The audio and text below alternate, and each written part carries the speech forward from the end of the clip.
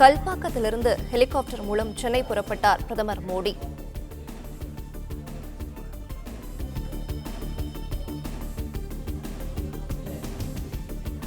கல்பாக்கத்தில் அணுசக்தி துறையின் பாவின் நிறுவனத்தால் உருவாக்கப்பட்ட 500 மெகாவாட்ஸ் வேக ஈநுழை துவக்க பணிகளை பார்வையிட்ட பின் கல்பாக்கத்திலிருந்து ஹெலிகாப்டர் மூலம் சென்னை புறப்பட்டார் பிரதமர் மோடி. சென்னை நந்தனம் YMCA மைதானத்தில் நடைபெறவுள்ள பாஜக பொதுக்கூட்டத்தில் பிரதமர் மோடி பங்கேற்கவுள்ளார்.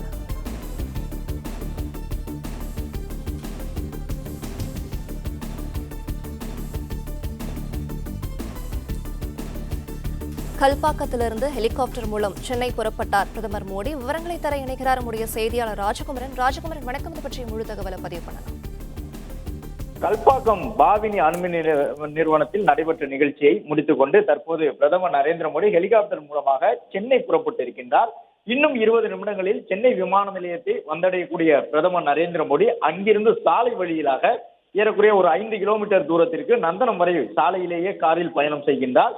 நந்தனத்தில் YMCA மைதானத்தில் நடைபெறக்கூடிய தாமரை பொதுக்கூட்டத்தில் பாஜக சார்பில் பிரதமர் நரேந்திர மோடி பங்கேற்று உரையாற்ற இருக்கின்றார். இந்த ஆண்டு பிறந்த பிறகு தமிழகத்திற்கு 4வது முறையாக இன்று பயணம் மேற்கொண்டிருக்கின்றார் பிரதமர் நரேந்திர மோடி. கடந்த வாரத்தில் தூத்துக்குடி, திருநெல்வேலி, பல்லடம் உள்ளிட்ட இடங்களில் நடைபெற்ற பாஜக பொதுக்கூட்டங்கள் மற்றும் மத்திய அரசு நிகழ்ச்சிகளில் பங்கேற்றிருந்த பிரதமர் நரேந்திர மோடி தற்போது சென்னை மற்றும் கல்பாக்கத்தில் நடைபெறக்கூடிய நிகழ்வுகளில் பங்கேற்பதற்காக ஒரு நாள் பயணமாக இன்று தமிழகம் வந்திருக்கின்றார்.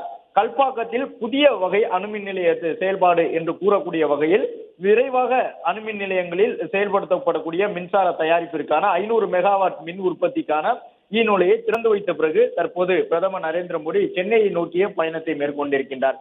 சென்னை வந்த பிறகு சாலை வழியிலாக பொதுக்கூட்ட மேடைக்கு கிட்டத்தட்ட 6 முதல் 6:15 மணிக்கு உள்ளாக பிரதமர் வந்தடைவார் என்று எதிர்பார்க்கப்படுகின்றது. அதற்கு முன்பாக கூட்டணி கட்சியை சார்ந்த தலைவர்கள் தற்போது அந்த கூட்டத்தில் பேசுகின்றார்கள்.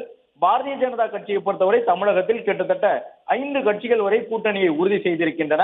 தேசிய ஜனநாயக கூட்டணியில் இணைந்து தேர்தலை சந்திக்க உள்ள இந்திய ஜனநாயக கட்சி, தமிழக மக்கள் முன்னேற்ற கழகம், புதிய நீதி கட்சி, இந்திய மக்கள் கல்வி முன்னேற்ற கழகம் உள்ளிட்ட கட்சிகளுடைய தலைவர்கள் பொதுக்கூட்ட மேடைக்கு வந்திருக்கின்றார்கள். பொதுக்கூட்டத்தை பொறுத்தவரை சென்னை உட்பட சுற்றுப்பகுதி மாவட்டங்களை சார்ந்த ஏராளமான பாஜக தொண்டர்கள் மற்றும் கூட்டணி கட்சி நிர்வாகிகள் என்று பலரும் குவிந்திருக்கின்றார்கள். சென்னை நந்தனம் YMCA மைதானத்தில் நடைபெறக்கூடிய பொதுக்கூட்டத்தை முடித்துக் கொண்டு 7:30 மணியளவில் தெலுங்கானா மாநிலத்திற்கு பிரதமர் மோடி புறப்பட இருக்கின்றார். அதுவரை தமிழகத்தில் தற்போதைய அரசியல் சூழ்நிலை சார்ந்த பல்வேறு விஷயங்களை இந்த பொதுக்கூட்டத்திலும் பிரதமர் எடுத்து வைப்பார் என்று எதிர்பார்க்கப்படுகின்றது.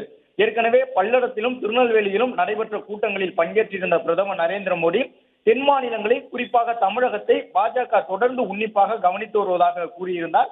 இந்த நிலையில் இன்று மத்திய அரசு சார்பில் கல்பாக்கத்தில் நடைபெற்ற அணுமின் நிலைய திட்டம் சார்ந்த நிகழ்ச்சியில் பங்கேற்று முடித்த பிறகு பிரதமர் நரேந்திர மோடி தற்போது சென்னையை நோக்கிய தன்னுடைய பயணத்தை மேற்கொண்டிருக்கின்றார். சென்னை வந்த பிறகு இந்த பொதுக்கூட்டத்தில் அவர் பங்கேற்று பேசி முடித்த பிறகு பாஜக நிர்வாகிகள் தனியாக சில நிமிடங்கள் அவரிடம் ஆலோசனை நடத்துவார்கள் என்று எதிர்பார்க்கப்படுகின்றது. பாஜக சார்பில் இன்று மையக்குழு கூட்டம் நடைபெற்றிருந்தது. அதன்படி பாஜக தமிழக தலைவர் அண்ணாமலை உள்ளிட்ட நிர்வாகிகள் பங்கேற்று வேட்பாளர்களை இறுதி செய்வதற்கான முக்கிய விஷயங்கள் குறித்து ஆலோசனை நடத்தியிருந்தார்கள். அதன்படி தமிழகத்தில் எத்தனை தொகுதிகள் வரை பாஜக நேரடியாக களம் காண முடியும், கூட்டணி கட்சிகளுக்கான சின்னம் என்ன, தாமரை சின்னத்திலேயே கூட்டணி கட்சிகளை போட்டியிட வைக்க பாரதிய ஜனதா கட்சி திட்டமிட்டு இருக்கின்றது. தமிழகம் மற்றும் புதுச்சேரி என்று 40 நாடாளுமன்ற தொகுதிகளும் அவ்வாறு அவர்கள் திட்டமிட்டுள்ள நிலையில் அது குறித்தும் பிரதமரிடம் பேச இருக்கின்றார்கள்.